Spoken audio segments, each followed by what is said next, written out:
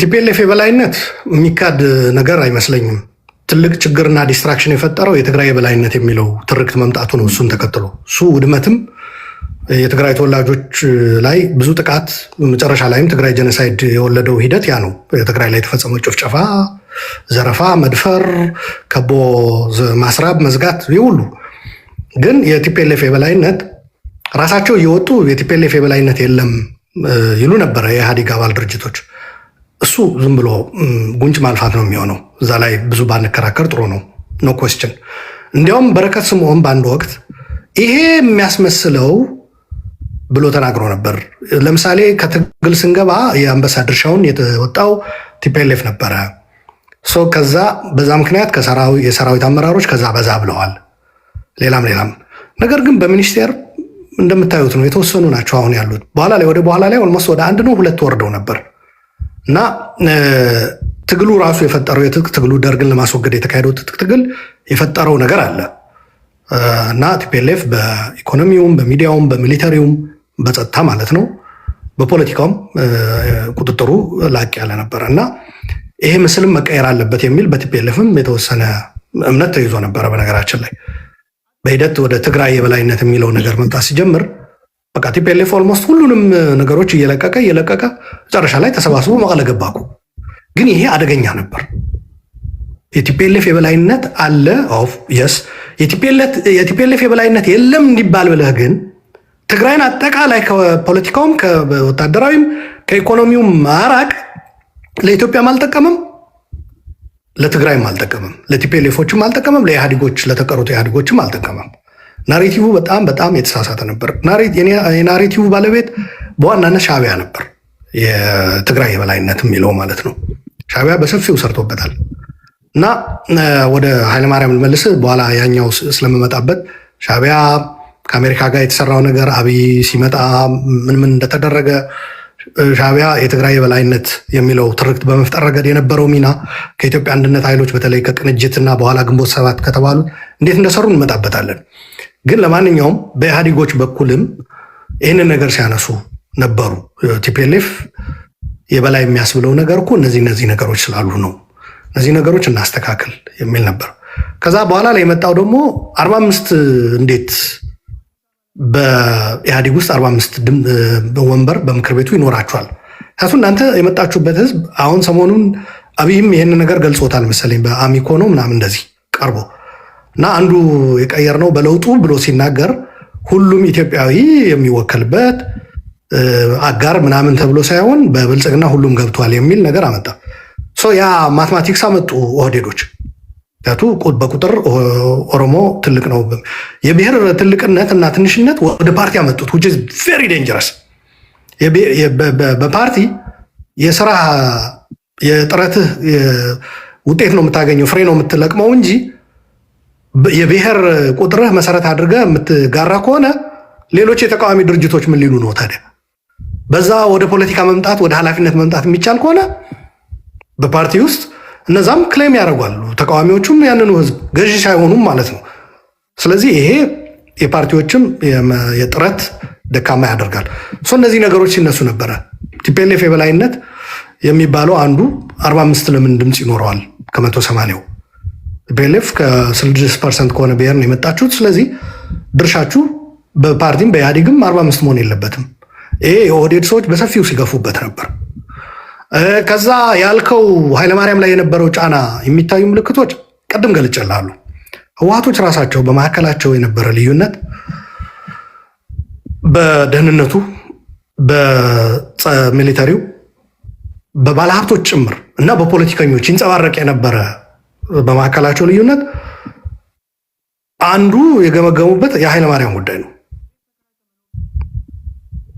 ኃይለማርያምን የምትደግፉ ኃይለማርያም ሳይችል አገሪቷ በእንደዚህ አይነት አስቸጋሪ ሁኔታ እየገባች የደገፋችሁት ሰዎች እናንተ ስለምትቆጣጠሩት ነው የሚል ነገር መጣ። ገባ? ስለዚህ ኃይለማርያም ጭራሽ የራሱ ስልጣን ኤክሰርሳይዝ እንደማያደርግ እዛው ህወሓት ላይ ያመኑ ነው ማለት ነው በሌላ አነጋገር። ገባ? ኃይለማርያም ራሱ የቻለ ጠቅላይ ሚኒስትር ከተባለ ህወሓት ላይ እንደዚህ አይነት ቶፒክ መፈጠር አልነበረበትም ሲጀመር። ከሆነ እንደ ኢህአዴግ ኃይለማርያም መምረጣችን ስተት ነው ማለት ነበረባቸው። ህወሓት ግን በኃይለማርያም ዙሪያ ተወያይተው ኃይለማርያም በደህንነት ኃላፊው ተወስኖ የመጡ ውሳኔዎች እየተገበረ አይደለም። ይሄ ደግሞ የሆነው ሳሞራ እየተከላከለው ስለሆነ ነው። ለምሳሌ ይታሰሩ የሚል በኋላ ሁለት ጎራ ስላለ ሰውየው አገሪቷን ማን እየመራት እንደሆነ ራሱ ማወቅ አይችልም። ግልጽ ነው እና በተለይ ከመለስ በኋላ ራሱ መለስ በዛ ደረጃ የመራው ሀገር ያንን ጫማ ይሞላዋል ወይ የሚለው ራሱ የማይቀበሉ ህወሓቶች ነበሩ። ሩቅ መሄድ አያስፈልግም። በዛው ጽህፈት ቤት ውስጥ ካሉ ሰዎች የጠቅላይ ሚኒስትሩ የመለስ ባለቤት ሂዝ ናት ኬፓብል ኦፍ ዱይንግ ዲስ የሚል ነበረ። ከዛ በሂደት ፎኮርስ ጊዜም ወስዷል እኮ ከቤተ መንግስት የመውጣቱ ሂደትም ራሱ በጣም የተንዛዛ ነበረ። ለማንኛውም እንደዚ አይነት ነገሮች የህወሓት ግምገማ ላይ ተነስተዋል። ኃይለማርያም እኮ እንደዚህ ተመናጭቋል፣ እንደዚህ ክብሩ የተነካበት ሁኔታ ነበረ። ሶ ሌትስ ሊቭ ሂም አሎን የሚለው ነገር እዛም ላይ መጥቷል። የጌታቸውን ምሳሌ አድርገህ ያቀረብከው ማለት ነው። አይችልም እያል በሌላ በኩል ደግሞ ስራው እንዳይሰራ እንቅፋት ምን ሆኖ ከሆነ ኦኬ እንቅፋቱን እናስቆምና የማይችል ከሆነ በቃ አይችልም ተብሎ ሪዛይን አድርጎ ይቀየር። በደኢህዴንም እንዲቀይሩት እንቅስቃሴ ተደርጎ ነበር። በነገር ኃይለማርያም እኮ ከሪዛይን በፊት ማድረጉ በፊት እኮ ደኢህዴን ላይ ውረድ ተብሏል። ደኢህዴን ላይ ሊቀመንበርነቱ ማለት ነው ከኢህአዴግ በፊት ማለት ነው። ተስማማ። በፓርቲ ደረጃ ህወሓት አፐራ እንደነበረው ኃይለማርያም ደሳለኝ ስራውን ችግር የተፈጠረው የቲፒኤልኤፍ ጉዳይ ወደ ህዝብ መውረዱ ነው። እሱ እንመጣለን፣ ምንም ጥያቄ ነው። ደራሲዎቹ፣ ተንታኞቹ፣ አራጋቢዎቹ ማናቸው ወደ ኋላ እንመጣለን።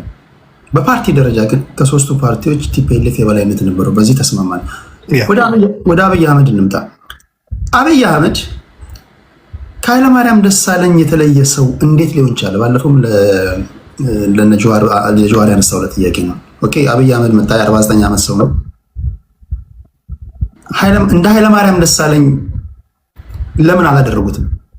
መልካም። አንድ በኦሮሚያና በአማራ ክልል የነበረው የህዝብ መነቃነቅ ከውዙ ኦህዴዶች እንደሚያቀርቡት አይደለም። ከውዙ ኢህአዴጎች ገምግመናል ብለው ያስቀመጡት እኔ ከዛ ጋር እስማማለሁ። ወጣቱ ስራ የማጣት ከኢኮኖሚ መገፋት እድሎች ያለማግኘት ጥያቄ አለው። ስለዚህ ስራ አጥነት ተንሰራፍቷል በሀገሪቷ። ወጣቱ እኩል የተጠቃሚነት መብት ያረጋገጥንለት አይደለም የሚለው አንዱ ይሄ ነበር። ሌላ ኮራፕሽን ነበረ። ሙስና በጣም ተስፋፍቶ ነበር። የበይ ተመልካች መሆን የሚፈልግ ህዝብ የለም። በየአካባቢው ቅሬታዎች ነበሩ። ከዛ ማስተር ፕላን የሚባለው መጥቶ ፈነዳና የኦሮሞ ፕሮቴስት በሰፊው ተነቃነቀ። እነዚህ በአብይ ቦታ ሌላ ሰውን ቢመጣ እነዚህ ምርኩዙ ናቸው። ኢህአዴጎች በቃ ኦልሬዲ ህዝቡ አሸንፎናል ብለው አምኗል። በእስር ቤት ወደ መዝጋት፣ እስረኞች ወደ መፍታት ደርሰዋል። እንደ ኢህአዴግ ገና አብይ ሳይመጣ መገዛት ጀምረዋል ህዝቡ ላነሳቸው ጥያቄዎች። አብይ ይሄ አንድ ነበረው፣ አንድ ምርኩዝ። ሁለተኛው በውጭም በአገር ውስጥም ያሉ ከኢህአዴግ ውጭ ያሉ ኃይሎች በዚህ አብይን በመፍጠር ሂደት ተሰባሰቡ። በዳያስፖራ የሚገኙ ሚዲያዎችም ንቅናቄዎችም የአክቲቪስቶች ስራ ምንም በቃ ያን ሁለተኛው ነው። ሶስተኛው በኢህአዴግ ራሱ የተፈጠረው መሰባሰብ ወደ አንድ ኦሮማራ መጣ። ብአዴንና ኦህዴድ አንድ ላይ ሆኑ። አብይ ሌላው ይቅርና የተራው ካድሬ ወደታች የኢህአዴግ ምክር ቤት ትልቁ ፓወር ያለው በኢህአዴግ 90 ድምፅ እዛ ላይ ያለው 50% ወስዷል። ከዛ በኋላ የኃይለማርያም ሲጨመርበት 100 ምናምን አግኝቶ ተመረጠ አይደል? ይሄ ዝም ብሎ አይደለም፣ በኢህአዴግ ውስጥም ተቀባይነት ነው። ቲፒኤልኤፎች ይህንን አንቀበልም ማለት አይችሉም። መጨረሻ ላይ ተከራክረው እንደማይለወጥ ሲያውቁ በቃ ወደ ድምፅ እንሄድና ይለይልን ያሉት። ምን ወሰናችሁ ብለን ስንጠይቃቸው በቃ ጠብ የሚል ነገር የለም፣ ናጥ ነው ምንም የሚወጣ ቅቤ የለም። እዛው በዲሞክራሲ ይለቅ። ሲጀመርም ዲሞክራሲ ብናሸንፍም ብንሸነፍም ለእኛ ጥሩ ነው። በዲሞክራሲ ማሸነፍ ብቻ ሳይሆን መሸነፍም ሸጋ ነው። ይሄ ዝም ብሎ ትግራይ ቲፒኤልኤፍ የበላይነት ምናምን እየተባልን የምንጨቃጨቀውም እንገላገላለን ነበር። ይምጣና በድምፅ ይለቅ። በነገራችን ላይ ያኔ ካሄዱ የነበሩ ትግሎች ሰላማዊ ነበሩ። በኢህአዴግም ውስጥ ከኢህአዴግም ውጭ፣ በዳያስፖራም፣ በአማራም፣ በኦሮሚያም በምንም ስርዓቱን ይገዳደሩት የነበሩት በሰላማዊ መንገድ ነው። ታንክና መድፍ ምናምን እንዳሁኑ መከላከያ ተሰማርቶ ውጊያ የሚያካሄድበት አማጺ በየቦታው ክላሽ ጠራኝ ዱሩ ምናምን ጫካው የሚልበት ጊዜ አልነበረም። ትግራይም እንዳሁኑ ወደ ጦርነት ተገብቶ ያ ሁሉ እልቂት ተፈጽሞ አሁንም ሰራዊት ይዞ አልነበረም በኢህአዴግ ጊዜ። ድንጋይና በትር የያዙ ወጣቶች፣ መንገድ የሚዘጉ ወጣቶች ነበሩ ያሉት። ከዛ ጎንደር አማራ ክልል ላይ ደግሞ ጎንደር ላይ ከደመቀ ዘውዱ ጋር ተያይዞ ፌዴራል ተልኮ በደህንነት መስሪያ ቤቱ በኩል ከሸፈ። እዛ ሰውም ሞተ። ይህንን ተከትሎ ደግሞ ጎንደር ላይ ገነፈለ። ከቁጥጥር ውጭ የሆነ ስሜት መጣ። ይሄ የአማራ ክልል ወጣቶችንም ወደ እንትኑ አስገባ። ይሄ ዝም ብሎ ቀላል ነገር አይደለም። ይህንን አስታኮ የሚመጣ ኃይለማርያም ራሱ ተመልሶ በዚህ ሂደት ቢመጣ ኖሮ እዛው ጠቅላይ ሚኒስቴር ሆኖ ቢቀጥል ኖሮ ይህንን ትግል እየመራ በእንደዚህ አይነት መልኩ ኃይለማርያም እዛ ቦታ ይሆን ነበር። የአብይ ኃይለማርያም አይደለም መጀመሪያ እዛው ህብረተሰብ ውስጥ የተፈጠረ በውጭ የተፈጠረው ኢህአዴግ ደግሞ ውስጥ ብአዴንና ኦህዴድ የፈጠሩት ጽምዶ እንጠቀመው እዚህ ላይ በነገራችን ላይ አፕሮፕሪየት እንትኑም አውዱም ይሄ ነው ብዬ አምናለሁ። ጽምዶ መጣ በማን በህወሓት ላይ። ከዛ ይሄ ጽምዶ ሻዕቢያ ታከለበት። አብይ ምን እየሆነ መጣ ማለት ነው? በአብይ ዙሪያ የሚሰባሰብ ከዛ የሰኔ 16 የድጋፍ ሰልፍ ተጠርቶ እንደገና እንሙትልህ ሳምባዬ ልስጥ። ይሄ ዝም ብለህ ህወሓት ስለሆንክ መሳሪያ ባንክ ስላለ እልቂት ውስጥ ልግባ ካላልኩ በስተቀር ደንቆሮ ሆነ። ይሄ ነገር በቃ አብቅቶለታል። መለስ እንዳለው ህዝብ እምቢ ካለ እዛ ላይ ያበቃል ነበር ያለው መለስ። አስታውሳለሁ በአንዱ ኢንተርቪው የፈለገ ብትመራመር ሂሳብ ቁጥር ብታሰላ የሚቀየር ነገር የለም። ህዝብ እምቢ ካለ አበቃ። እምቢ ያለን ህዝብ በመሳሪያም በታንክም ልትመልሰው አችልም። አንዱም አሁን አገዛዝ ለመገዳደር ከሚታኮሱት በላይ ይሄ ቢፈጠር የምለው አንዱ ምክንያት ያ ነው። ህዝብ እምቢ ካለ አብይም በለው ምንም በለው ማንም ሊያስቆመው አይችልም። ለማንኛውም ያኔ ይሄ ነበር። ከዛ የውጭ ድጋፍ በሀያላን ሀገሮች ጨምርበት። ምን ማለት ነው የውጭ ድጋፍ? በዋናነት የአሜሪካ መንግስት ያኔ የትራምፕ መንግስት ነበረ። የመጀመሪያው ተርሙ 2016 ነው የመጣው። ይሄ እየሆነ ያለው 2018 ነው። ትራምፕ ተመርጦ 2 ዓመት ከሆነው በኋላ የአሜሪካ ኤምባሲ ከጎናችሁ ነን ብሎ ጽፏል። ማይክ ራይነር ያኔ የአሜሪካ አምባሳደር በኢትዮጵያ የነበረው ይሄ እየተካሄደ የነበረው ጽምዶ ጆይን አድርጓል። ጽምዶው አገር ውስጥ ያለው ህዝብ ወጣቱ፣ በውጭ ያለው አክቲቪስቱ፣ ምኑ ሚዲያው፣ ተቀናቃኝ ድርጅቶች ምናምን፣ ኦህዴድ፣ ብአዴን፣ ኃይለማርያም የያዘው ደኢህዴን ክፋይ፣ አሜሪካኖች፣ ሻዕቢያ፣ አቶ ኢሳያስ ታከሉበት። ይሄ በህወሓት አኩርፍ ያለው የሚል ኃይልን የማሰባሰብ ጉዳይ ሆነ። ቅሬታ አለኝ የሚል ሁሉ ጠጠር እንዲወረውር። ህወሓትም ይህንን መዳፈር አይፈልግም። ከዚህ እውነታ ጋር መላተም አይፈልግም። ኤግዚት ስትራቴጂ መፈለግ አለበት። አብይም ኃይለማርያም መሆን አይችልም።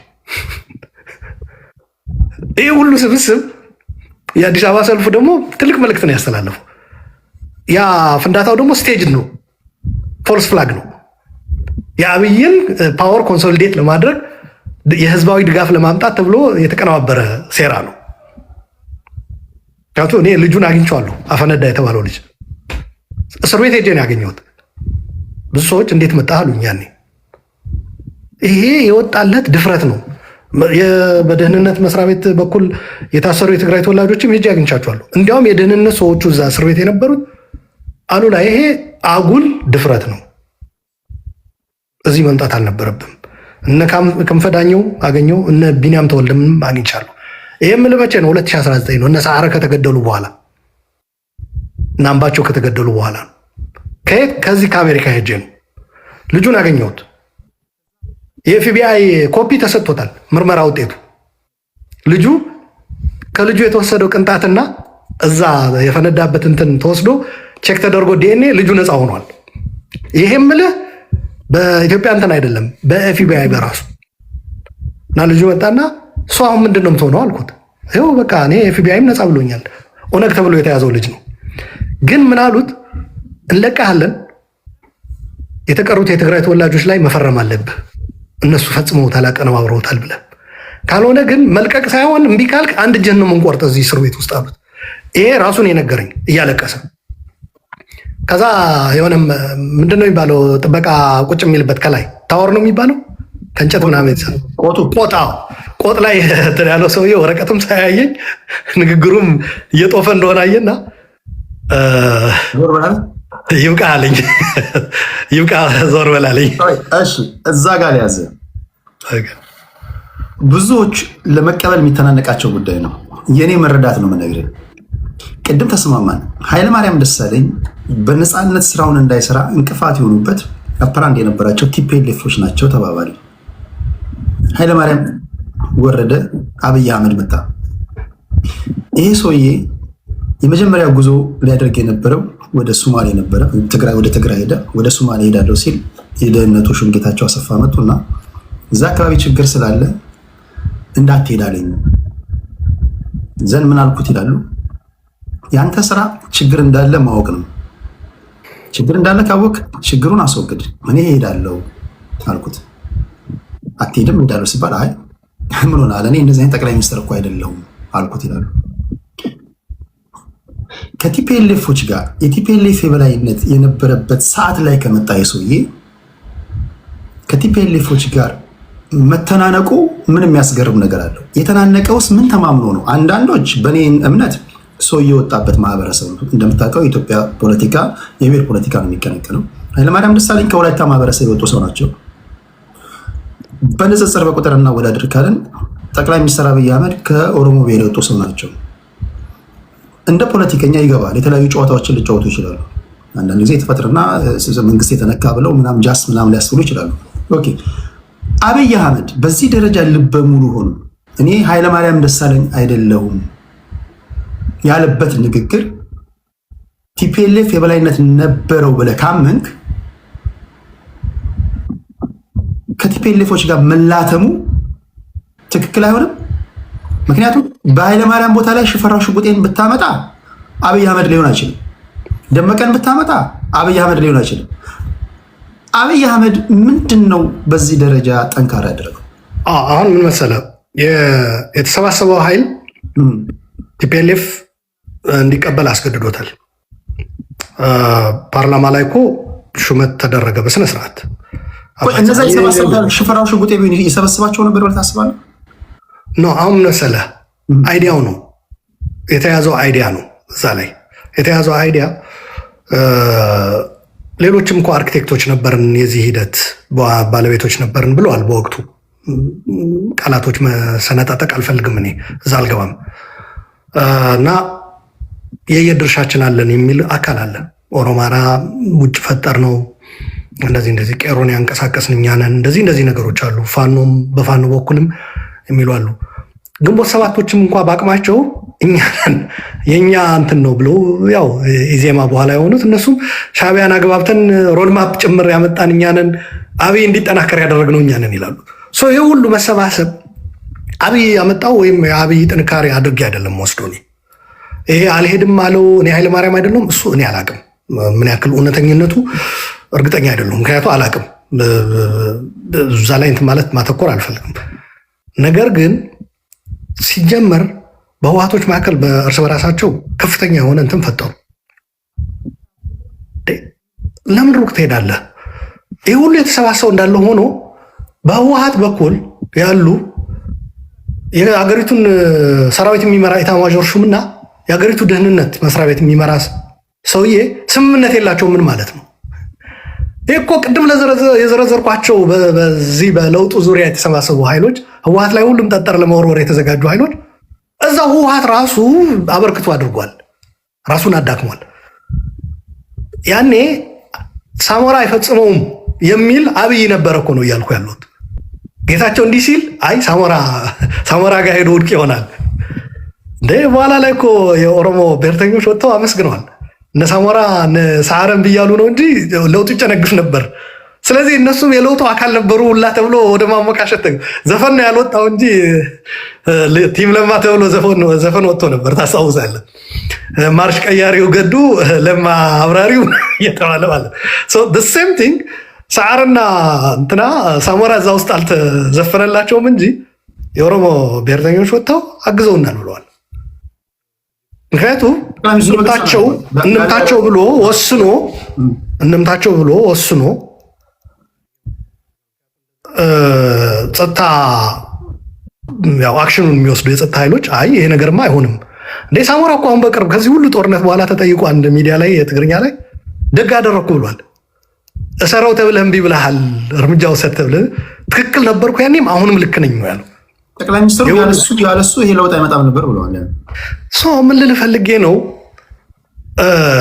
አንዳንድ ጊዜ ምን ይባላል ለሆነ ስኬት ስትደርስ ሁሉም ነገሮች በተናበበ መልኩ በሚመስል በቃ ቀና መንገዶች እንትን እያሉ ሄዱ። ኢን ፌቨር ኦፍ ሚ እነዚህን ኃይሎች ያደራጃቸው አብይ አህመድ አይመስልህም ወይ? ሽፈራ አይደለም። አብይ አህመድ አደራጇቸው አይደለም። አብይ አህመድ ሁሉም የየሚናቸው ተጫውተዋል። አንዳንዶቹ ቲፒኤልኤፍን ለመገዳደር እና ሀገሪቱ ባሰቡበት የፖለቲካ መንገድ እንድትሄድ ከመሻል መጡ። ይህ እንዲያዝ ህወሓት ራሱ በመካከሉ የተፈጠረው በደህንነት ኃላፊውና በኤታማዦር ሹሙ የተፈጠረው ልዩነት አብይ ፈጠረው እንደማትለኝ ተስፋ አደርጋለሁ። ምንጭም የቆየ ነው፣ እየተንከባለለ የመጣ ነው ልፈልጌ ነው። ኢን ፌቨር ኦፍ አብይ ግን ሆነዋል። የስ ግን በዛ ቦታ ሌላ ሰውም ቢሆን እውነታዎቹ እነዛ ናቸው ልፈልጌ ነው። ለምሳሌ በአሜሪካኖች በኩል የሚባል ነገር አለ። አሜሪካኖች እዚህ ላይ አስተዋጽኦ አድርገዋል የሚል ነገር አለ። ግርማ ብሩ አምባሳደር ሆኖ አሜሪካን ሀገር በነበረበት ኢኮኖሚውን ክፍት እናደርጋለን የሚለው ነው አንዱ። ሌላ ከህዳሴ ግድብ ጋር ተያይዞ ከግብፅ ጋር እነዚህ ኃይሎችም እኮ ተሰባስበዋል። ኢኮኖሚ ዘግታችኋል የሚል ኃይልም እንከፍትላለን። አባይ ግድብ ላይ ድርቅ ብሏል ኢህአዴግ ሲባል ኖ እንወያያለን፣ ምን ችግር አለው? ግብፅም የራሷ ድጋፍ አድርጋለች ነው የሚባለው። በዚህ በሚካሄደው አመፅ ኦሮሚያ ላይ በተለይ በነበረው ሰዎች ግብፅ ሰልጥነን ስንሰራ ነበር ብሎ አልኩ። አሁን ወጥተው ካለፈ በኋላ ማለት ነው። እዛ ላይ የተሳተፉ የኦሮሞ ፕሮቴስት ላይ የተሳተፉ ግብፅ ድረስ ሄደን ትብለናል እንዴ። ኦኤምኤን እኮ ወደ አቶ ኢሳያስ ጋዜጠኞች ልኳል። ከአብይ መምጣት በፊት ጋዜጠኞች ገረሱ ቱፋና ደረጀ ሐዋዝ እኮ ሄደዋል። ኢሳትም ልኳል። ኢሳት ከዛ በፊት ነው። ኢሳት መኖሪያ ቤቱ ነው።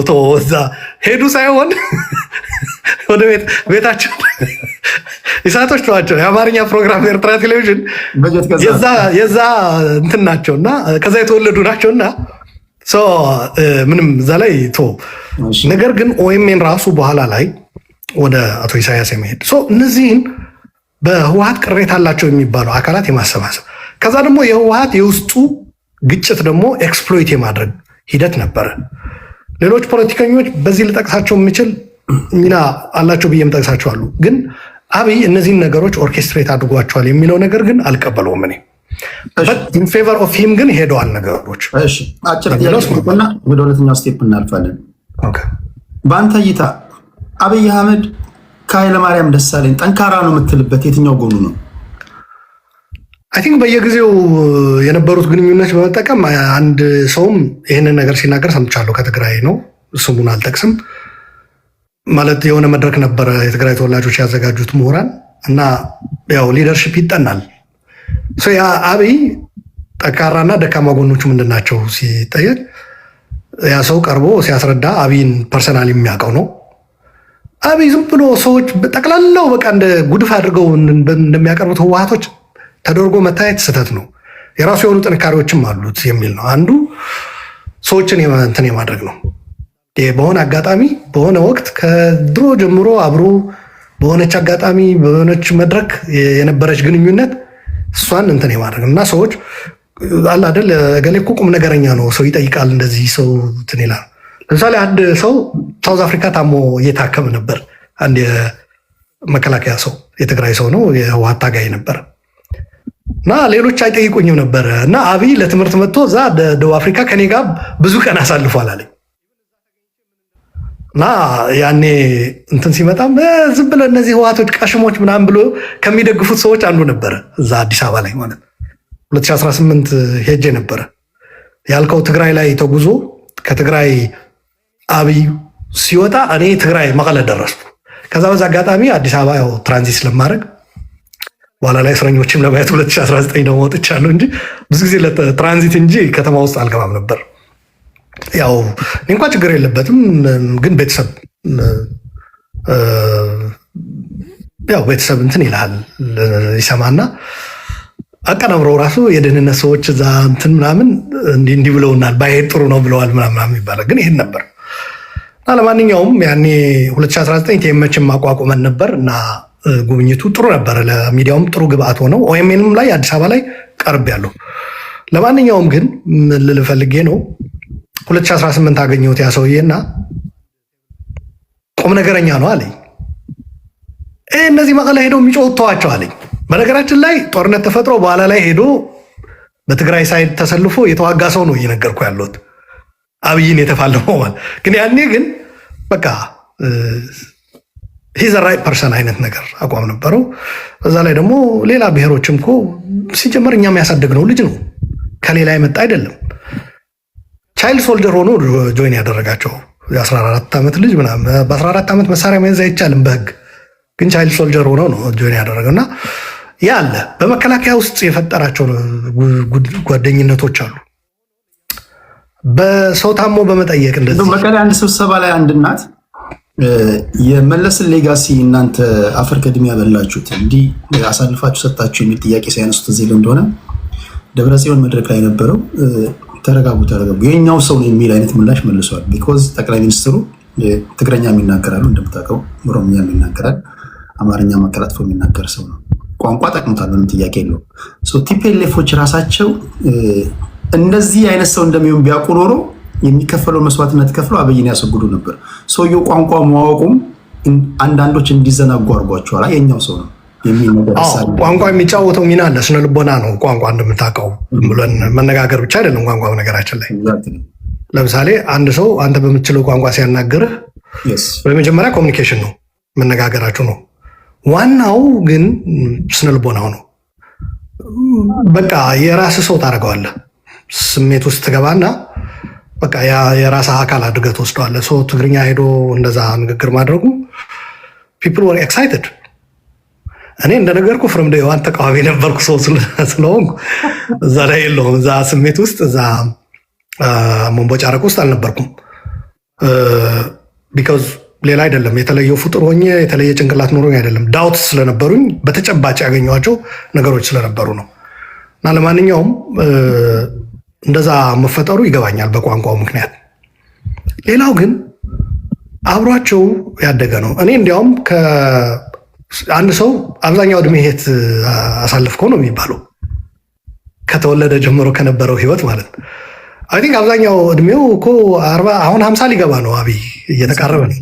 አዎ የ14 ዓመት ልጅ ሆኖ የገባ ሰው እኮ 36 ዓመት ከኢህአዴጎች ጋር ያሁኑ ከጨመር ነው ቲፒኤልኤፍ ሲመሰረት ያልተወለደ ሰው ነው ያ። ስለዚህ አብሯቸው ነበረ ያሳደጉት ሰው ነው። ኢሳያስ ግንቦት ሰባቶች ሄደው ይሄ ልጅ ሰውዬ እናገናኝ ሲሉት ምን ይሄ ህወሓት ወያኔ ያሳደገው አይደል እንዴ ምናምን አልፈልግም ብሎ ነበር። ከዛ እነሱ ነግሯቸው የነበረ ነገር ተጠቅመው አይ ይሄ ሰውዬ እኮ እዛ ሆኖ ለእኛ ሲሰልል ነበር አሉት። ያኔ ኢሳያስ አሁን ነው ይሰልል ነበር። እዚህ ለነበርነው ግንቦት ሰባቶችም ኦነጎችም ምኖችም መረጃ ይሰጠን የነበረ ሰው ነው። የደህንነት መስሪያ ቤት ውስጥ እየሰራ ሲለው አይ ቲንክ አይ ካን ዱ ቢዝነስ አለ ኢሳያስ ያኔ። መጀመሪያ ግን እነሱ ያሳደጉት ነው። ከኃይለ ማርያም የተለየ አይሆንም ነበር የሰጣቸው መልስ። ለማንኛውም እዛ አብሯቸው ያደገ ቋንቋውን መቻሉ በህዝቡ በትግራይ ህዝብ እኮ ፖል ተደርጎ ነበር። በነገራችን ላይ ፖል ተመልካቾች እንደረዱት ምርጫ ሊካሄድ አክቹዋል ዋናው ምርጫ ሊካሄድ ከዛ በፊት ለመገምገም ለማወቅ ውጤቱ ወዴት እያመራ እንደሆነ ለማወቅ የሚደረግ እንደ ሰርቬይ አይነት ነገር ማለት ነው። እና መቀለ ተካሂዶ ነበረ። አንድ ተቋም ስሙን ረስቸዋለሁ፣ በኢትዮጵያ ደረጃ ያለ ተቋም ነው። ተካሂዶ ነበረ እና ምንድነው ያሉት 94% ተቀባይነት አለው አብይ ቋንቋ የተጫወተው ሚና እዚህ ላይ እንዳትረሳ። ከዛ የራሴ ኤክስፒሪየንስ ለምን አልነግርህም? መቀለ ገባሁ አይደል? እሱ እንደወጣ እንደ ዛሬ ወጥቶ እንደ ነገ ነው የገባሁት እኔ። ከዛ እኔ ምን ወዳለው ጓደኞች አሉኝ፣ ባለስልጣናት፣ አጃቢም፣ መኪናም ችግር የለብኝም። ግን በባጃጅ ሄድኩኝና ባጃጅ ውስጥ ሰዎችን መጠየቅ ጀመርኩ። ወዲ ቲንክ አባውት ዲስ ፕራይም ሚኒስቴር እዚህ ነበር፣ እዚህ ሰንብቶ ነው ሄደው። አዎ አንተ በቃ መለስን ይተካዋል ምናምን ነበር ያሉ። ፊሊንጉ ይው ደግሞ እዛ ላይ ትግርኛ ይችላል። ሁለት ያዘ። እኔ ያው ለምታውቀ የወሰንኩኝ ሰው ስለሆንኩኝ አየች ትግርኛ አልኩኝ፣ አየች መለስ ይተካል ብዬ ነው እንትን ያልኩት። እና እንደዛ አይነት ስሜት ነበረ። 94% የሚለው ነገር ደግሞ አክልበት እዛ ላይ።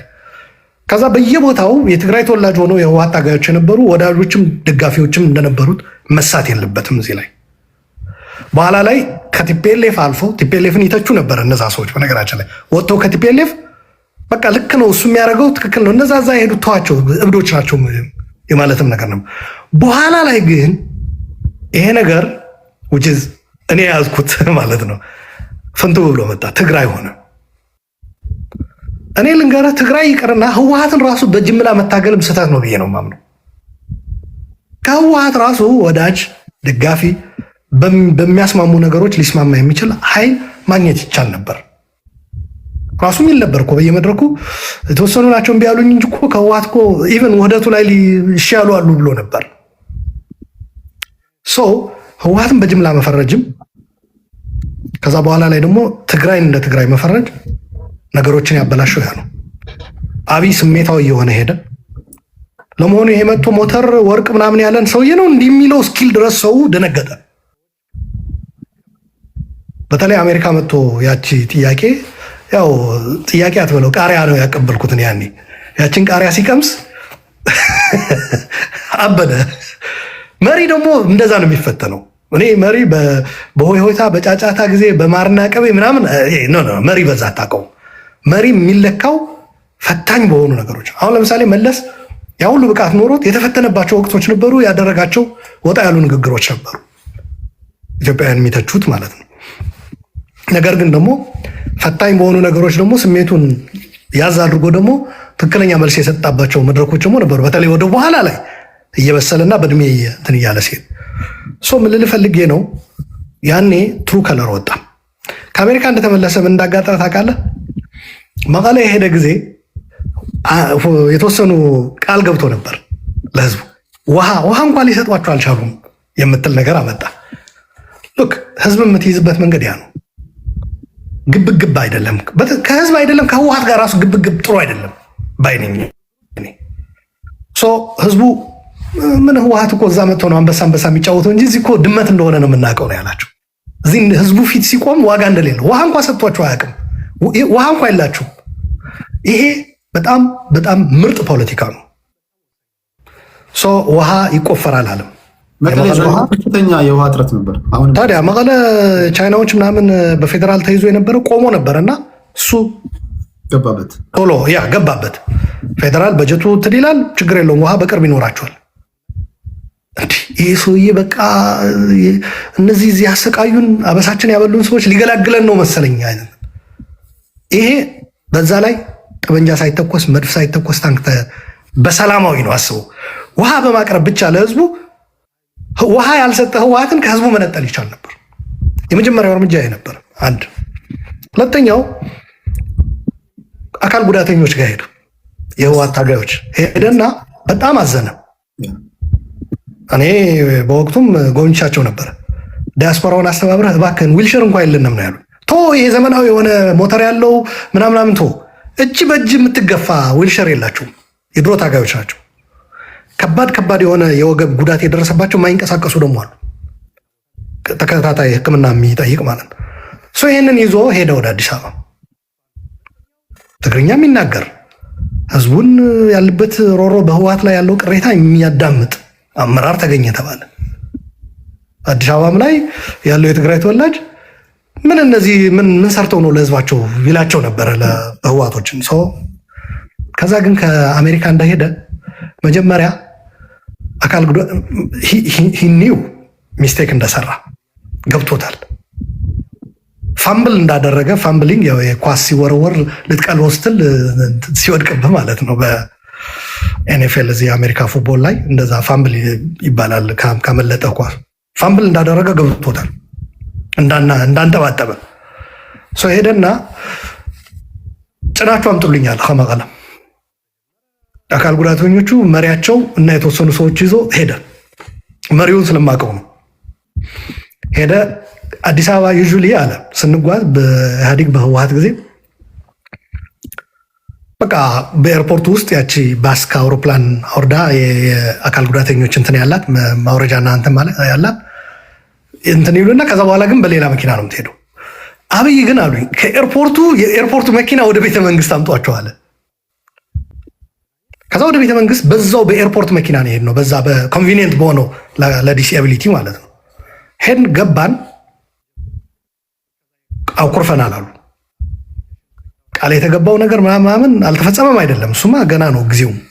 ነገር ግን አሜሪካ ሄዶ የተናገረው በተለይ ደርግን የጣለው ኢህአዴግ አይደለም ያለው እኛ እኮ አካላችን የጎደለው ደርግን ስንፋለም ነው፣ እኛን ዲስሪስፔክት ማድረግ ነው ብሎ ተከፍተዋል። ከዛ እንደሄዱ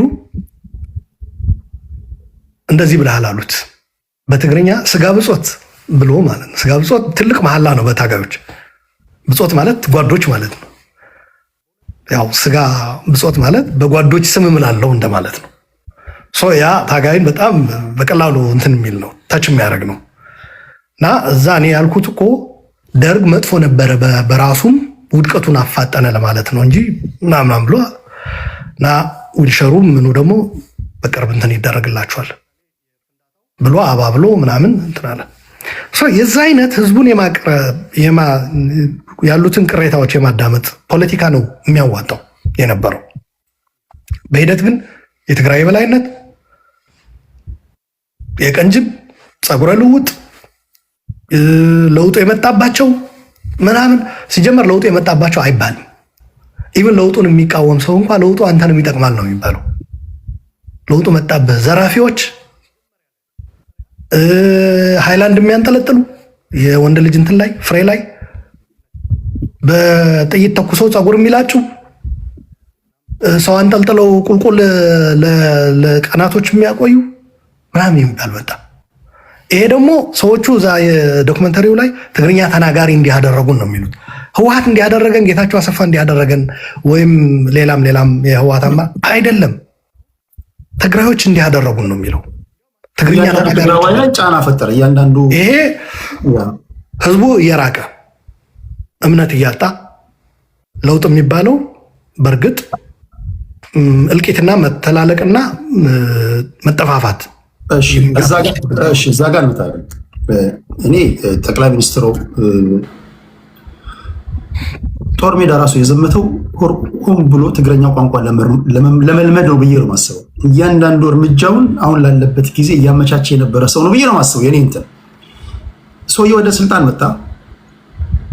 በአንተ ትንታኔ የመጀመሪያ የፓርላማ ንግግሩን ከሰማ በኋላ ከቲፒኤልኤፎች ጋር ጦርነት ውስጥ እንደሚገባ አልገመትክም ነበር? እኔ እኮ ዴዋን እንትን ያልኩ ሰው ነኝ ብያለሁ። ሲጀመር አልተቀበልኩም። በቃ ጥሩ አይደለም ይሄ አመራር ልክ አይመጣም የሚል ግምገማ ነበረኝ እና ለዛ ነው እኮ እንዲህ ያለ እንዴት ነው ጠቅላይ ሚኒስትሩ ለመቀበል በሚሰራ ኮሚቴ ውስጥ የሚገባው እኮ ነው። ሰዎች እዚህ ጋር የተናነቃቸው ያ ነበር። ከዛ ካሳም እሱ እንደዛ ማለቱ ሳይሆን ቲፒኤልኤፎች ኃይለማርያም ላይ ያሳዩትን ባህሪ አብይ ላይ ለመድገም በሚያደርጉት እንቅስቃሴና አብይ ደግሞ እኔ ኃይለማርያም አይደለሁም በሚለው ትንቅንቅ መሀል ድብድብ ውስጥ እንደሚገቡ አልገመትክም? እሱ ልመጣልህ ነው ወደዛ እኮ ከመጀመሪያው የኔ ግምገማ ላስቀምጥ። ይሄ ነገር ትክክል እየሄደ እንዳልሆነ ተረዳው። እንትናም ካሳም ነግረውኝ ብቻ ሳይሆን አለኝ አምባሳደር ካሳ ፌስቡክ ቼክ አድርጌው እንዳለ ሰውየውን ስታብጠለጥል አይደል እንደምትውለው ነበር ያለኝ። ምን ልል ፈልጌ ነው ኦልሬዲ በቃ እንትን ብዬ ነበረ። ከዛ የፓርላማ ንግግሩን አዳመጥኩት። የፓርላማ ንግግሩ ጠቅልለህ ቆሻሻ መጣያ ላይ የምትከተው አይደለም። በጣም ብዙ ጥሩ ነገሮች አሉት። ለምሳሌ በኢህአዴግ ጊዜ ጎድለዋል የምትላቸው ነገሮች አድሬስ ሊያደርግ እንደሆነ የሚያሳዩ ምልክቶች ታያለ። ለምሳሌ አንድነቱ ተዳክሞ ብሔርተኝነቱ በዛ የሚል ኢህአዴግም ገምግሟል። ሀገራዊ አንድነት የሚያጠናክሩ ነገሮች ላይ አልሰራንም። ብሔር ብሔር ብሔር ብሔር ብቻ ሆነ፣ አጦዝ ነው። ይሄ ደግሞ ሄዶ ሄዶ የሀገሪቷን አንድነት ቋፍ ውስጥ የሚከት ነው ብለው ገምግመዋል። ይሄ ጥሩ ነበር። ከዛ በኢህአዴግ የተረጋገጠ ልማት፣ ዩኒቨርሲቲዎች ግንባታ፣ የኢኮኖሚ ደብል ዲጂት ምናምን ኮዛ ላይ ተጠቅሷል። ይሄ ወሰድኩና ከዛ ግን መንሸራተት ጀመረ። የድሮ ገናናነቷ ምናምን የሚል አንድ ኢንተርቪው ያደረግኩታል ያኔ። ይሄ እኔ አልጣመኝም ብዬ ተናግሬያለሁ በወቅቱ። ይሄ የድሮ ገናናነት ምናምን የሆኑ ሰዎች ማሳፈር ነው። እነዚህ ሰዎች ደግሞ ከተሳፈርክ በኋላ ልውረድ ብትላቸው አሁን እያየው ነው። ዛሬ ያነበብኳቸው ጽሑፎች አሉ። በምክክሩ ዝም ብለን ብንሰማቸው እንዲቀይሩ አይጠግሙም ምናምን ነገር። በቃ የፖለቲካ ባህሪ ነው። ፖለቲካ መወሰን በሚገባህ ነገሮች መወሰን፣ ልክ ባለው ነገሮች ልክ አለው ብለህ ሊሚት ማስቀመጥ፣ መስመር ማበጀት ያስፈልጋል። ካልሆነ የሁሉም ወዳጅ ልትሆን አችልም። በፖለቲካ ተወውና ኤኒ ሊደርሽፕ የሁሉ ወዳጅ ሊሆን አይችልም።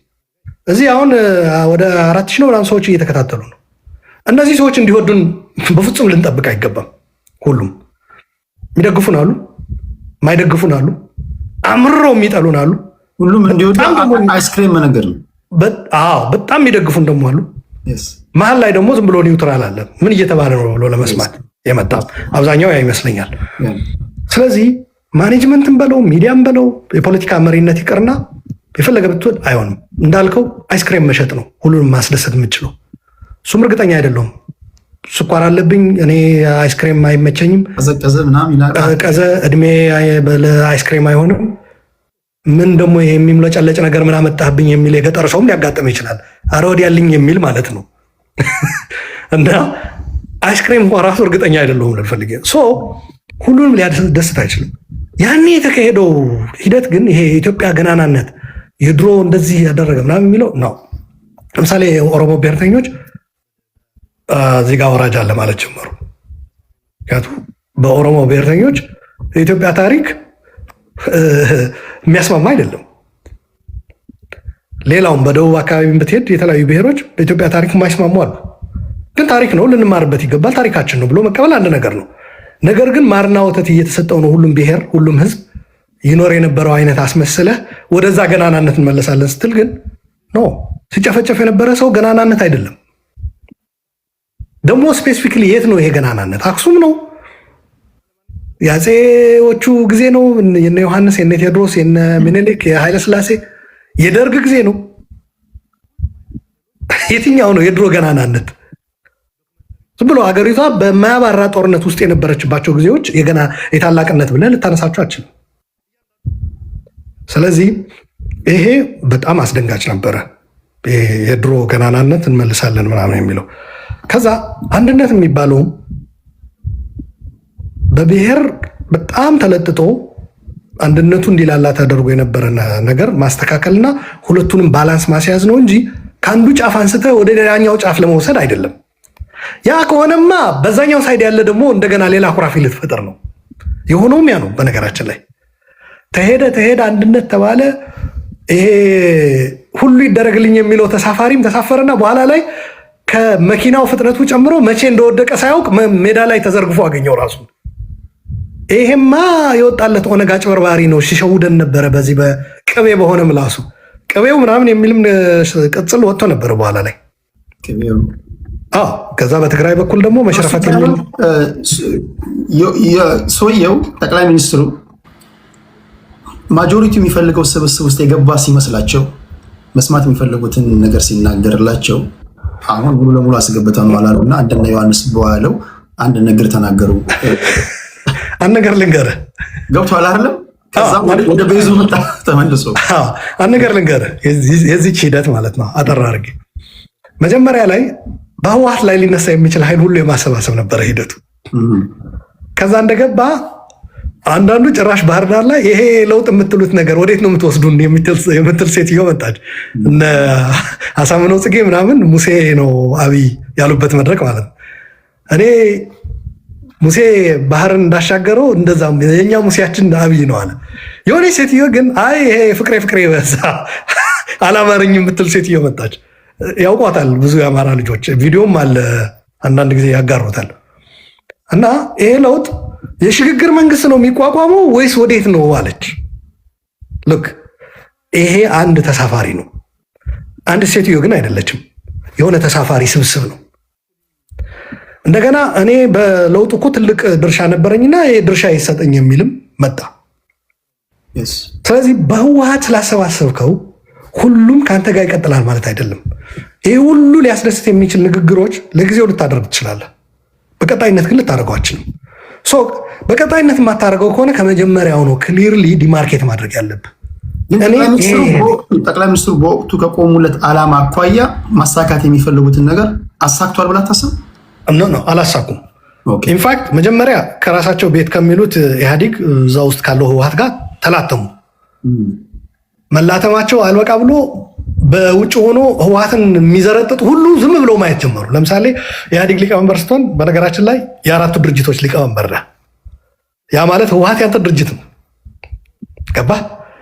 እነ ደብረጽዮን እነ አዜብ ምናምን ያሉበት ሁሉም ያንተ ልጆች ናቸው። መረጡህም አልመረጡህም። ለምሳሌ አቶ ኢሳያስ ጌም ኦቨር ወያኔ ሲል እንዴ ስነ ስርዓት ነው መባል ያለበት። አንድ ሲጀመር የኢትዮጵያን ውስጣዊ ጉዳያችን ነው። እኔ ምነግርህ ጠቅላይ ሚኒስትሩ ካለበት ኮንቴክስት ነው፣ ካለበት ከረገጠው መሬት አኳያ ቅድም ከነበረው ችግር አንጻር ሊያደርጉት እየፈለጉ ቲፒኤልኤፎች ከነበረው ችግር አንጻር ከነበረው ችግር ፈተና አንጻር ቲፒኤልኤፍ ላይ ጠጠር የሚወረውር ሁሉ መሰብሰብ አንድ ነገር ነው። ይሄ የሰበሰብከው ግን ቲፒኤልኤፍ ከሄደ በኋላ በአንተ ላይ ነው ጥያቄ የሚያነሳው። ገባህ? ኦኬ ያኔ ከሄደም በኋላ ራሱ ይጠቀምበት ነበር ያ ካርድ። ቲፒኤልኤፍ በዚያ ፈነዳ፣ በዚያ አጋጨ፣ ብሔሮች እንዲያደረገ፣ ትግራይ እኮ ሰላም የሆነው የሚያጋጨው አካል እዛ ስላለ ነው ምናምን ተብሎ ተሄደና ጠብ የሚል ነገር የለም። አሁንም ችግር አለ፣ አመራር ላይ አሁንም ክፍተት አለ። አገሪቱ አልተረጋጋችም፣ ኢኮኖሚው ችግር አለበት።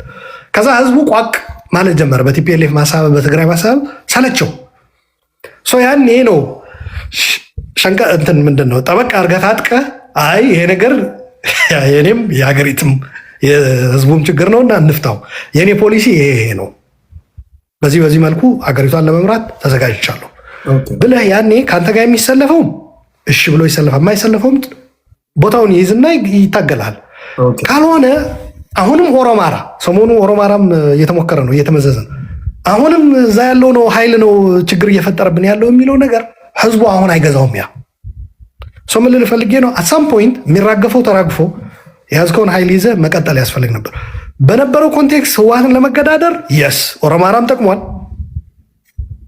የነበረው ጽምዶ ማለት ነው የኦሮማራ የነ ሳሞራም እጅ ጠቅሟል፣ የአሜሪካም እጅ ጠቅሟል፣ የሻቢያም የምንም የኢዜማም የግንቦት ሰባትም ወልቃይት ጸገዴ የሚጠይቀውም በኦሮሞ ፕሮቴስት ማስተር ፕላን ይቆምልኛ ነው። እነዚህ ሁሉ ተሳፍሯል።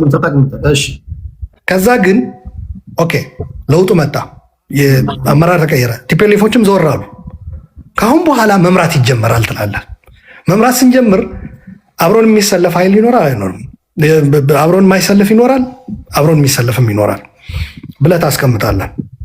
እሱ ጋር እችን ነገር አጥራለኝ ግልጽ ሆነ። አሁን ኃይለማርያም ደሳለኝ እኔ እንዳስታውሳለሁ የኢትዮጵያ እግር ኳስ ፌዴሬሽን ምርጫ የተካሄደ የድሮ ፋና ሰርቼ ነበርና የአሁኑ ኢሳያስ ጅራ፣ አንተነህ ፈለቀ ታስታውስ እንደሆነ ሳህሉ ገብረው ሊወርድና እያንዳንዱ ክልል አንዳንድ እጩ አቅርቦ ከትግራይ አንድ፣ ከኦሮሚያ አንድ፣ ከአዲስ አበባ አንድ ተብሎ ከትግራይ ባልሳሳት ስሙን አስታውሱኝ፣ አንድ ፖለቲከኛ ነበር። የአፍሪካ ህብረት ወደ ትግራይ ነው እንጂ መምጣት ያለባቸው ቆንጆ ሴቶችን ብሎ የተናገረ አንድ ሰውዬ ነበር። ተክለወይኒ አስፋ ነው። ተክለወይኒ አሰፋ የኤፈርቱ ማለት ነው። ማረት ኦኬ፣ ኤፈርትም ሰጥቷል። ተክለወይኒ በጦርነቱ የተያዘው ማለት ነው። የትግራይ ክልል ሳይወክለው ቀጥታ መጣ ተወክያለሁ ብሎ እና የዛን ጊዜ እነዚህ የተወከሉ የኢትዮጵያ እግር ኳስ ፌዴሬሽንን ለማስተዳደር የተወከሉ ፕሬዚዳንት ለመሆኑ እጩዎችን ጠቅላይ ሚኒስትሩ ሰብስቧቸው ነበር። ኃይለማርያም ጋር የቀርበው ነበርና ተክለወይኒ ሳትወከል የመጣኸው ጠቅላይ ሚኒስትር ኃይለማርያም ደሳለኝ ሰብስበው አናግረውናል። ከደቡብ የተወከላለ፣ ከአዲስ አበባ፣ ከአማራ፣ ከትግራይ እርሶ ደግሞ ውክልና አላገኙም ሲለው ጠያቂው ላይቭ ላይ ነው የምልህ ኃይለማርያም ምን ያውቃል አርፎ ስራውን አይሰራም እንደ የሚል ነገር ተናግሮ በዚህ ደረጃ ሰምታል ያስባል። እኔ እኮ ልምድ ያለኝ ሰው ነኝ በመዋጋት ብትል በማንኛውም መንገድ ኤክስፒሪየንስ ያለኝ ሰው ነኝ። ማናጅመንት ነኝ። ኃይለማርያም ምን ያውቃል አርፎ ስራውን ይሰራ ምናምን የሚል ነገር ተናግሮ ኦኬ ይህን እንያዝና ይሄ ነገር በኃይለማርያም ላይ በተለያዩ መንገዶች ጫናዎች እያደሩበት ነበር። ሰውየው አብይ አህመድን ቲፒኤልኤፎች እንደ ኃይለማርያም ለማድረግ እንደሚፈልጉ ለአንተ የተሰወረ ነገር አይደለም። አብይ አህመድ እውነታው ይሄ ከሆነ እንደዚህ አይነት ነገር ላይ ከተቀመጠ ከቲፒኤልኤፎች ጋር ላይደባደብ የሚችልበት ነገር አለ። ነገርኩ እኮ በቲፒኤልኤፍ ላይ ሁሉም ቅሬታ አለኝ የሚል አካል አሰባሰበ።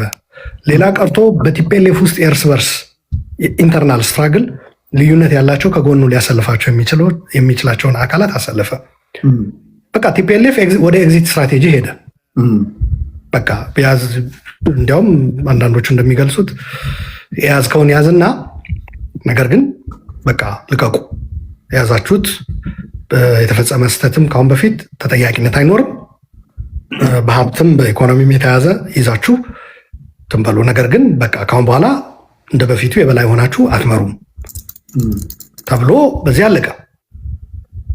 ከዛ በኋላ የቲፒኤልኤፍ መገዳደር የመጣው በዋናነት ህዝቡ ላይ ያተኮሩ ፕሮፓጋንዳዎች እየገፉ ሲሄዱ ቲፒኤልኤፍ እነዚህን ነገሮች ኤክስፕሎይት ማድረግ ጀመረ።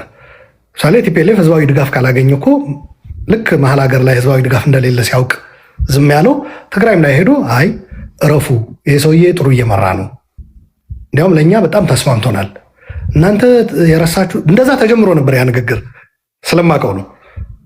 ረስታችሁት የነበረ ክልል ከልማትም ከምንም ርቆ የነበረ አሁን እንዲያውም ጥሩ እየተሰራልን ነው። ስልጣን ስላጣችሁ እናንተ ተብሎ የሚፈስ ደም የምንገባበት ግብግብ ግጭት አይኖርም፣ አርፋችሁ ተቀመጡ የሚል ትግራዋይ እንዲበዛ ማድረግ ነው መፍትሄው። ምልክቶችም ተጀምሮ ነበር ኦልሬዲ። ግን በሂደት ትግራይን ቲፒኤልኤፍም ራሱ በአጠቃላይ መፈረጅ ራሱ ይቀፋል። በነገራችን ላይ እንደ ትግራዋይ ሆነ ስታየው በተለይ ሁሉንም የሀገሪቱ ጣጣ እነሱ ናቸው እያሉ እያሸከሙ መቀጠል ለመምራት አልተዘጋጀህም ማለት ነው።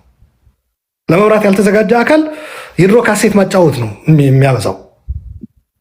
ለመምራት ከተዘጋጀ የድሮ ካሴት አልቋል በቃ ጊዜው ስትባል ፊት ለፊት የሚመጡ ጥያቄዎችን አድሬስ ወደ ማድረግ ነው የምትገባው እንጂ አሁንም የድሮ በቃ ካላጫወትኩኝ የምትል ከሆነ መሪ አይደለም አንተ።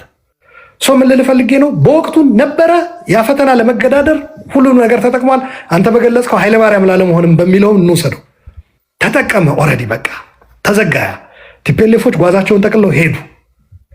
በኋላ ላይ ግን የኮሚኒኬሽን መራራቁ አለመተማመኑ እየሰፋ በመጥፎ የቃላት ልውውጥ የተቀየረበት ትግራይን ታርጌት ያደረጉ አጠቃላይ ቲፒኤልኤፍን ደግሞ የሚያጠለሹ ነገሮች እየበረቱ ሲሄዱ ከትግራይ በኩል ከአጠቃላይ ቲፒኤልኤፍን በኩል እነዛ መሪዎች ድጋፍ እያገኙ ሄዱ። ገባ? ያ ማለት ነው የህዝብ ሞቢላይዜሽን ተፈጠረ ማለት ነው። የህዝብ ሞቢላይዜሽን ባለበት ደግሞ ቲፒኤልኤፍ ልክ እንደ መሀል ሀገሩ አይ ካሁን በኋላ አብቅተዋል ነገሩ ህዝቡ በቃ እንትን ብሏል ብሎ ውልቅ እንዳሉበት እንደ ኃይሉ ትግራይ ውስጥ የሚያደርግ ፖለቲካ ነው የመጣው። ያ ፖለቲካ የተበላሸ ፖለቲካ ነበር። ፖዝ ማድረግ ያስፈልግ ነበር።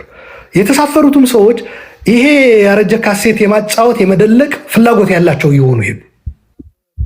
ገባህ? ጠቅላይ ሚኒስትሩ ብቻውን አትፈርድበትም እዚህ ላይ። አይ የትግራይ በላይነት አሁንም ካሴቱ መጫወት አለበት፣ አሁንም የጠራርጎ የሀገሪቱ ችግር ለአንድ ድርጅት ማሸከም መቀጠል አለበት። ባለፈ ስህተታቸው አሁንም መውቀስ ያስፈልጋል። ትግራዮችን በተለያዩ የሀገሪቱ ክፍሎች ለጥቃት የሚዳርግ ፕሮፓጋንዳ መቀጠል አለበት። ይሄ የፈሪ ነው። ስራውን ከሰራ በኋላ ከወደቅ በኋላ እኮ አይ አለቀው የሚበላ ሊነክሰኝ ነው ሊመታኝ ነው፣ ስለዚህ እዛው ላይ ሆኜ ተቀምሬበት አንድ ዓመትም ቢሆን እዛው ልቆይ አይባልም። ልክ ጅብ አህያ ሊበላ ሄዶ አህያዋ ነከሰ፣ የቀድማ አንገቱን ያዘችውና ጅቡ ሞተ። ግን አህያዋ ቆማ አደረች።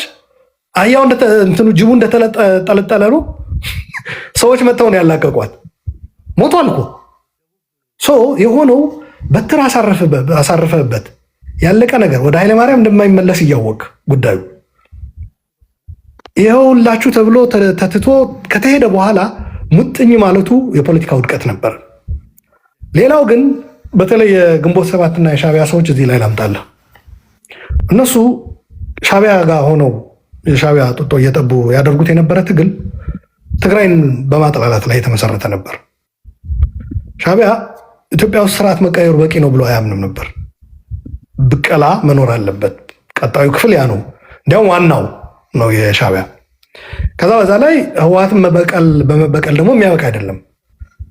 እዛ ብቀላ ውስጥ ሲገባ የሚፈጠር ውጥንቅጥ አለ፣ ግብግብ አለ። በሂደት ያች ሀገር ፈተና አትሆንብንም፣ እርስ በራሳቸው እናዋጋቸዋለን ነው። ወደ ሻዕቢያ ምርጫ 97ን ተከትሎ ወደ አስመራ የሄዱ ሰዎች የተሰጣቸው ካሴት የትግራይ የበላይነት የሚል ነበር። በኤርትራ ቴሌቪዥን አማርኛ ፕሮግራም ሰናይ ገብረመድህን የሚባል ጋዜጠኛ ነበራቸው። አሁን አውስትራሊያ አለ። ኢትዮጵያ ውስጥ ተወልዶ ያደገ ነው፣ ግን ተባሮ ወደ ኤርትራ ሄደና በጦርነቱ ወቅት እዛ ኤርትራ ውስጥ በነገራችን ላይ ሻዕቢያ የኢትዮጵያ ተቃዋሚዎችን ለማደራጀት የፕሮፓጋንዳውን እንትን ለመምራት ከላይ የሚያስቀምጣቸው ሰዎች በብዛት ኢትዮጵያ ተወልደው ያደጉ ኤርትራውያኖች ነው። ሐዋሳ የነበሩ፣ አዳማ የነበሩ፣ አዲስ አበባ ተወልደው ያደጉ ምናምን እንደዚህ። ምክንያቱ ሆን ብሎ እነሱ የሚያደርግበት ምክንያት ምንድን ነው ካልከኝ ቅሬታ ያላቸው ናቸው። እና ቅሬታ ያለው ኃይል ስታሰባስብ ዝም ብሎ አይጥልህም። በጣም የዛ ሀገር ውስጥ እንኳ በደል እየፈጸምክ ሌላ ነው ጠላቴ ብሎ እንዲያስብ ወደ ሌላ እንዲያይ የምታደርገው ኃይል ማሰባሰብ አለብህ። እነዚህ ኤርትራውያን እስካሁን ድረስ ተባረናል የሚል ስሜት አላቸው። ተባረናል፣ ተበድለናል፣ ወያኔ እንዲህ አድርጎናል፣ ንብረታችን ቀምቶ አባሮናል የሚል ይሄ ሻዕቢያ በሚገባ ነው ኤክስፕሎይት ያደረገው። እነመለስ በተወሰነ መልኩ ህግ አውጥተው ሊያስተካክሉት ሞክረው ነበር። መታችሁ ንብረታችሁን ክሌም አድርጉ፣ መለስም በይፋ ለተፈጠረው ስህተት ይቅርታ ጠይቃለሁ ብሎ ከኤርትራውያን ጋር በነበረው ውይይት ይህንን ነገር ዲክሌር አድርጓል። ለኢሳያስና ለሻዕቢያ ግን ይሄ በቂ አልነበረም። በቀጣይነት ኢህአዴግ ላይ ተቃዋሚዎችን የማሰባሰብ ሌላ ጽምዶ ማለት ነው። ዛው ከትግራይም አንድ ደምሂት የሚባል ነበር፣ ታስታውስ እንደሆነ ሞላ አስገዶም የሚመራው እና በዋናነት እንዲያውም ሰራዊት የነበረው ደምሂት ነው። ታጣቂ እነ ግንቦት ሰባት ታጣቂ አልነበራቸው።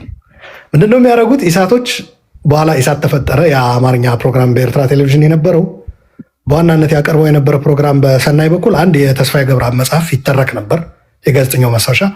ሁለተኛ የትግራይ ተወላጅ የመከላከያ አመራሮች ስም ዝርዝር አለ፣ ቪዲዮ አለኝ። እገሌ እገሌ ትግሬ እገሌ እገሌ ትግሬ ተብሎ ወደ 90 ምናምን የሚሆኑት አብዛኛዎቹ የትግራይ ተወላጆች ናቸው። ይህ እንዴት ትቀበላለህ የሚል ሰፊ የሆነ የትግራይ በላይነት የሚል ፕሮፓጋንዳ በደንብ አሰፍቶ አሰርቶ ሻዕቢያ ሰጠ፣ ኢሳት ከፈተ። ያውም እኮ መንገድ ላይ የቀን ስራ ለመፈለግ የሚዞረውን ትግራዋይ ይዘውን የበላይነት አለበት ብለው ነገርኩህ እኮ የሚለምን ታክሲ ሄዶ ሰለቻችሁን ጠቅላይ ሚኒስቴርም እናንተ ለማኝም እናንተ ሆናችሁ ምናምን የሚል የጥላቻ ንግግር ማለት ነው። ለማኞቹ ራሱ ይናገሩ ነበር እንዲህ እያሉን ነው። እና ሁሉንም ጠላት አድርጎ የሚፈርጅ የሻዕቢያ አካሄድ ኢሳቶች ገፉበት።